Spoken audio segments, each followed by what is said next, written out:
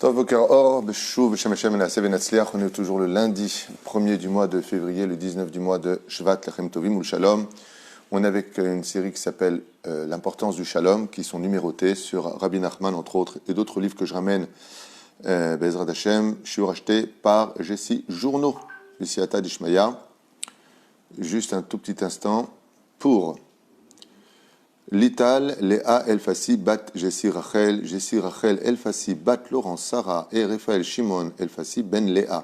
Une très bonne briout, refouach les marifouat anfesh urfouat agouf, de manière concrète et dévoilée, Bezrat Hashem, avec un excellent mazal, beaucoup de nachat, de simcha, de bracha, de parnassa, de midot tovot, juste un instant, de irat shamaim, et là, Ahavat Hashem, pour toujours servir à Kadosh Baruch Hu dans la joie, avec beaucoup de bitachon, de gratitude, mamash, et que l'on puisse éduquer tous nos enfants dans la Torah et les mitzvot besimcha. Amen.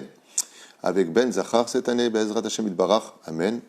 Et qu'on soit toujours réunis dans les meilleures conditions possibles, qu'on puisse constamment faire une teshuva be'ahava et toujours accomplir beaucoup de chesed, de tzedaka, de mitzvot Bezrat Hashem. On fait des choses. Bezrat Hashem, Shakadosh Baruch Hu Yivarech Otach, Bechol Asher Lach, Batzlacha Va'avacha Bezrat Hashem Yivarach, avec tout le peuple d'Israël. On a déjà donné la liste des noms des personnes malades juste avant, des personnes niftarim, les Alfa Avdalim. Donc on continue tout de suite ce shiur. On rappellera juste la askara aujourd'hui de Shimon ben Rahmouna Alav Shalom et de Viviane Bat Dina, Aleha Shalom, puisque c'est leur Elisabeth Bat Malka Refouach Lema Ahlama Meira Bezrat Hashem, Anna Elna et Rifanala. C'est bien de m'avoir écrit en gros parce que des fois vous écrivez en petit, je ne vois pas du tout de quoi il s'agit, mais qu'on n'ait que de bonnes nouvelles. Srutra Benu, Megan Alechem.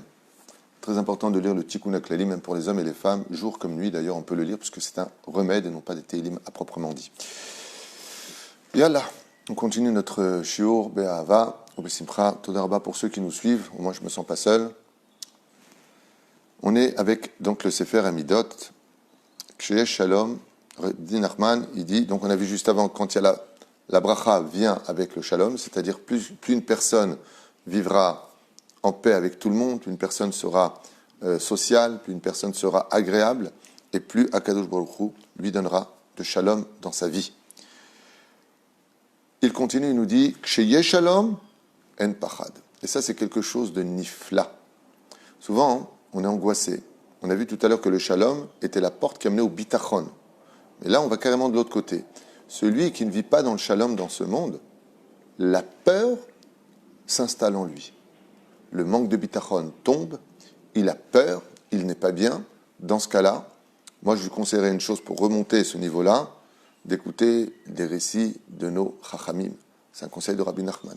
Celui qui vit dans la crainte, celui qui vit dans la peur, qui n'a pas assez de confiance en lui, ainsi de suite, qui lise les biographies. J'ai beau le dire depuis des années, Béhémet, ça marche. Je l'ai donné encore à un couple à qui j'ai fait un shlom bayit, il n'y a pas tellement longtemps. Et ensemble, ils ont décidé de lire des récits de nos tzadikim.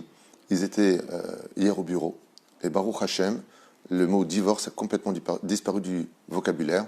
Ils se retrouvent un peu plus grâce à la lumière de la Torah. N'oubliez jamais qu'un couple, c'est jamais deux. Un couple, c'est trois. Il y a le mari, la femme et la Torah au centre. Baruch Hashem, Zug Shezacha Shrina Shruya Benehem. Qu'est-ce que c'est un couple qui a le mérite de réussir sa vie pour le shalom? C'est un couple qui est dirigé par la lumière de la Torah. Parce que des fois on a des conflits. Alors qu'est-ce qu'on fait? Au lieu de se disputer, vois ce que dit la halacha. Tu as le droit de sortir comme ça? Tu as le droit de te reparler avec cette femme-là? Bon, ce que dit la halacha. Des fois les gens ils sont makpidim, ils disent à leur femme, t'es pas assez pudique, mais eux, par contre, qu'est-ce qu'ils parlent avec les femmes? Et l'homme explique. Et l'homme a fait. Quand il y a la Torah au milieu, c'est pas avec moi que tu te fâches, c'est avec la Torah. Mais moi, tu restes en paix. Chez En Shalom, chez Yesh par contre, Shalom, il dit Rabbi Nachman, En Pachad. Quand il y a de la paix, la peur ne rentre pas dans l'homme. Quelqu'un qui vit, d'ailleurs les bouddhistes, dans leur méditation, l'ont complètement compris. Qu'est-ce que c'est la méditation des bouddhistes, que vous sachiez comme ça à l'occasion? C'est la sérénité de l'âme. C'est-à-dire que la science des bouddhistes, chose que je déconseille vivement de faire, puisque nous, on doit s'élever d'homme à prophète, tandis que leur méditation, c'est de descendre d'homme à minéral. C'est pour ça qu'ils se mettent sous des systèmes minéraux et dans la nature, à s'oublier complètement. Nous, notre but, c'est pas de devenir une pierre. Pierre, c'est le du mot prière. mais c'est grâce à la prière de s'élever à l'état d'homme. Donc on ne descend pas, on monte. Ce genre de méditation n'est pas faite pour nous. Par contre, les méditations respiratoires, d'apprendre à faire le vide dans sa tête, apprendre à respirer, apprendre à se reconnecter l'âme avec le corps, c'est très conseillé pour vivre en paix. Car une des règles principales psychologiques du shalom, c'est que tu ne pourras jamais être en paix avec les autres si tu n'es pas en paix avec toi-même. Très souvent, les gens critiquent constamment. Lui, il est comme ça, et lui, il n'est pas bien, et lui, il est comme ci. Pourquoi? D'où ça vient? D'où vient cette pathologie de ne voir que le noir chez les autres? Mais il faut zéba. Ne perdez pas de temps, je vous le dis, après plusieurs années d'études, sans me vanter, chas shalom, c'est parce que ces gens-là vivent mal avec eux-mêmes. C'est-à-dire, le vrai problème, c'est eux. Ils ne se supportent pas. Ils ne s'aiment pas. Ils en ont marre de leur vie. Et donc, pour supporter cette insupportable vie qu'ils ont, ils vont le reporter sur les autres pour avoir l'impression que pas seuls eux sont noirs, que le monde est noir, et se donner des raisons au niveau de la psychologie, c'est-à-dire au niveau de l'achat de la conscience, qu'en fin de compte, ils ne sont pas bien qu'à cause des autres. C'est un traduit de l'esprit Hashem Ishmor Virachem. Parce que celui qui vit bien avec lui-même, celui qui est serein avec lui-même, il est très objectif vis-à-vis de la situation des uns et des autres. Si ce n'est pas le cas, il verra tout le temps tout noir. C'est comme une personne, d'ailleurs on l'a dit hier, une personne qui est très en colère. Quelqu'un vient lui parler alors qu'il est très gentil avec lui, il va l'insulter, et toi j'en ai ras-le-bol de toi. Pourquoi tu dis ça? Tu ne le penses même pas. Si je le pense vraiment. Mais de qui il parle? De lui.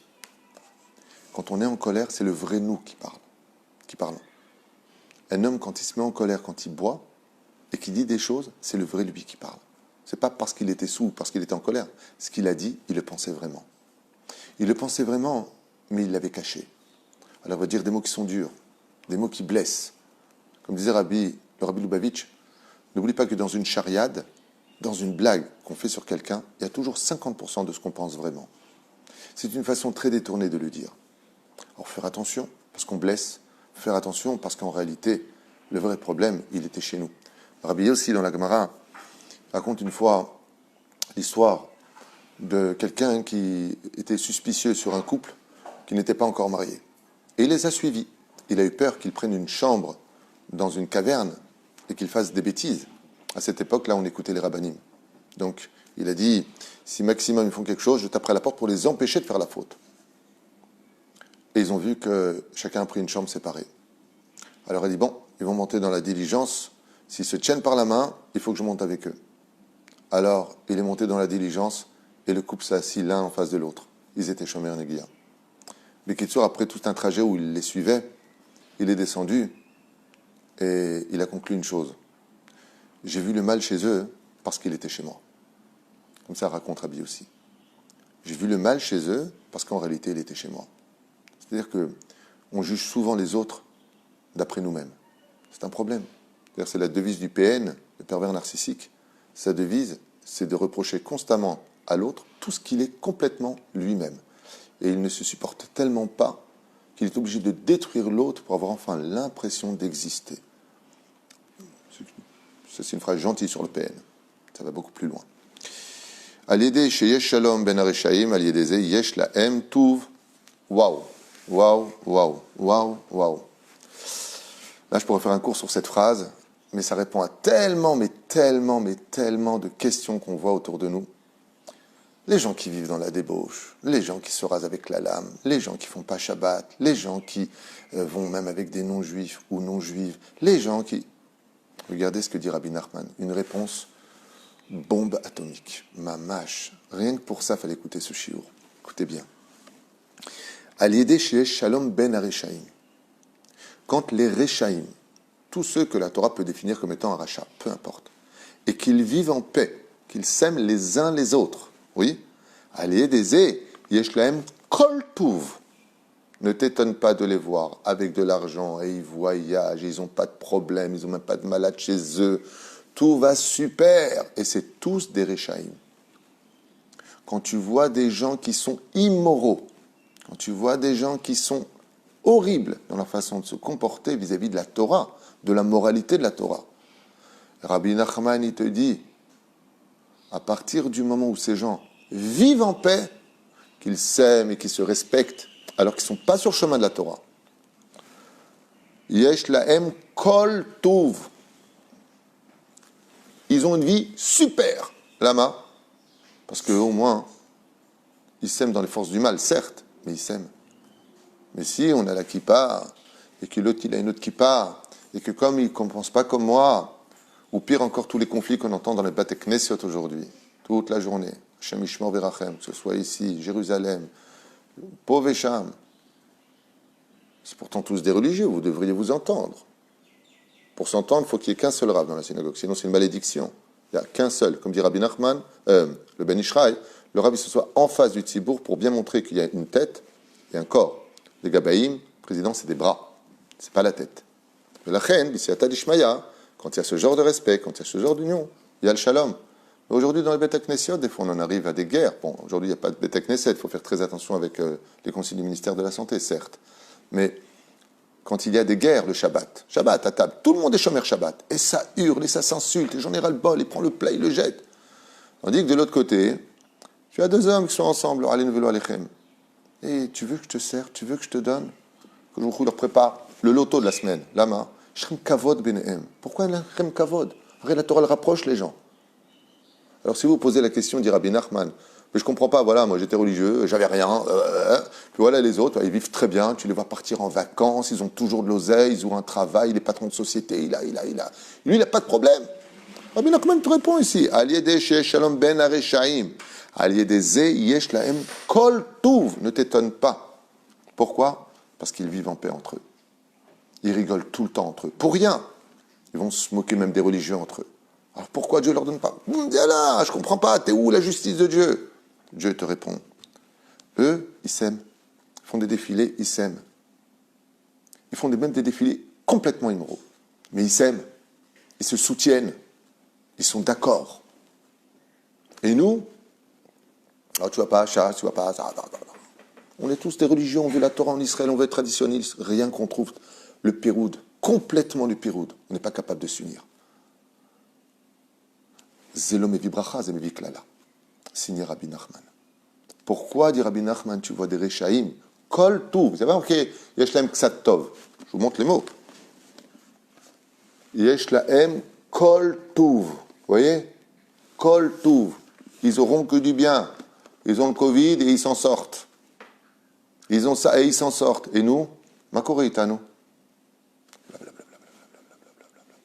La différence, je vous dis, où elle est. Pourquoi c'est plus grave? Parce que nous, en réalité, on sait ce que c'est le Lachon Hara, que c'est interdit. Mais un Chiloni, qui n'a jamais étudié la Torah, il faudrait lui faire des dizaines de cours pour qu'il comprenne c'est quoi du Lachon Hara. Ce qui fait que nous, on est Mézid et eux, ils sont Shogeg.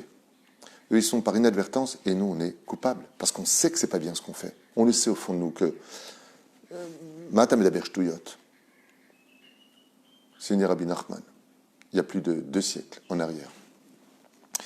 On finit encore avec 2 enseignements de Rabbi Nachman sur ce sujet-là avant de passer à un autre cours.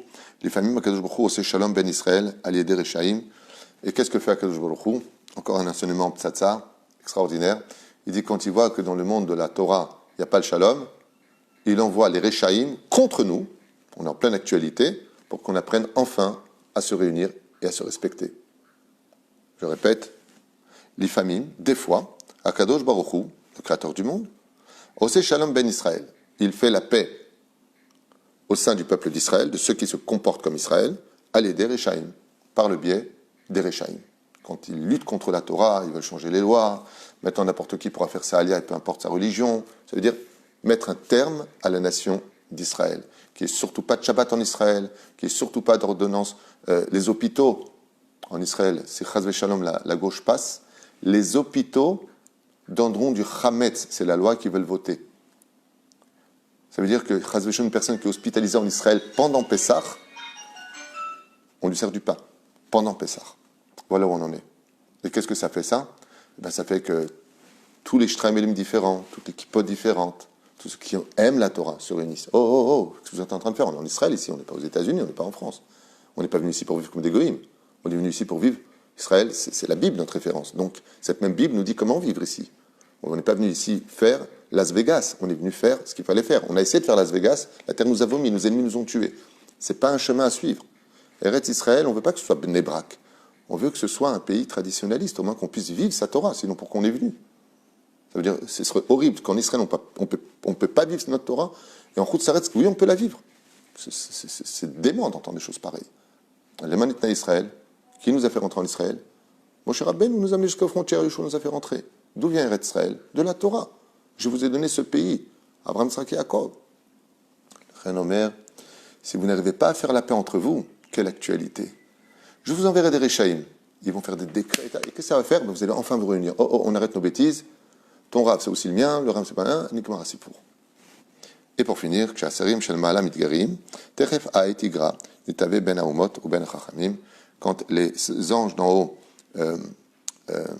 se défient dans le monde supérieur, c'est-à-dire que les anges des nations du monde se défient, eh bien c'est pareil sur terre, il y a des défis qui commencent entre les nations du monde et les Chachamim, c'est-à-dire que c'est pour ça qu'on dit toujours Oseh Shalom Bimromav, fait surtout la paix dans le ciel pour faire la paix sur nous.